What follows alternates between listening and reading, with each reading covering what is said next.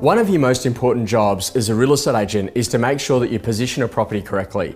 And as more property comes onto the marketplace, you need to learn how you're going to separate and differentiate the homes that you're taking to the marketplace. How is a buyer in the modern world going to actually see the property that you're taking to market? What you need to think about is the questions that we ask. And normally when we speak to a buyer, we ask a very simple question: where did you first see the property marketed? And the first response is usually that they saw it on the internet. But there are some better questions that we can ask that get a much better result. What a number of our key clients will do is that they'll actually survey the buyers who buy the properties from them. And they'll ask them this very simple question: which marketing mediums were you exposed to during your course of purchasing a property?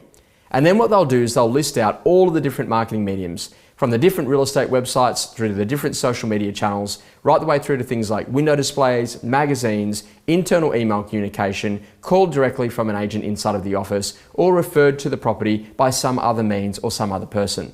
Now, what actually happens here is that when you list out each of the individual items, including things like brochures and signboards, is that the modern consumer will actually tick more than one of those items. Now, this is actually about really understanding how the consumer actually gets exposure to the property that you're taking to market.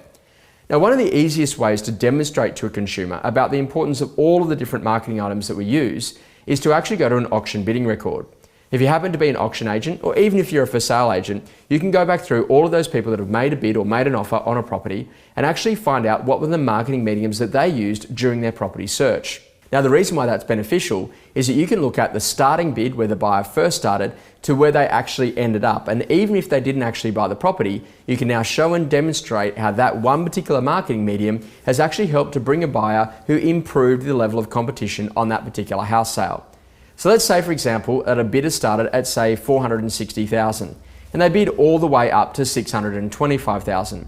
Now you're actually in a position that that particular buyer added over $165,000 of competition through that competitive bidding. And let's say that that particular buyer came directly from the newspaper.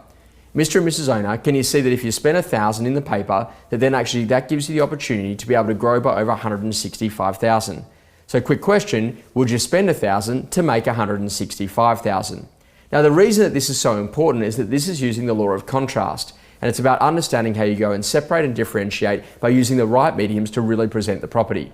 Now, what I know is critically important, in my own property search recently, I actually had an agent who tagged me in another agent's Instagram post to let me know that a property in a particular location that I wanted to buy had come up available for sale. When I was walking past that location, I saw the signboard. After that, I also saw one of the brochures in the foyer of that particular building.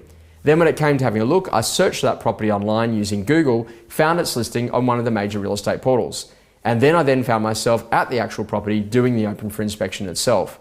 So our job as real estate agents is to realize that no one marketing medium in isolation works on its own. And what we need to be doing is we need to understand how the modern consumer works. Now, no matter where they are or what they do, we need to be in every medium that the consumer's using inside of their property search. And it's your job as a real estate agent to actually understand the importance of marketing the property correctly.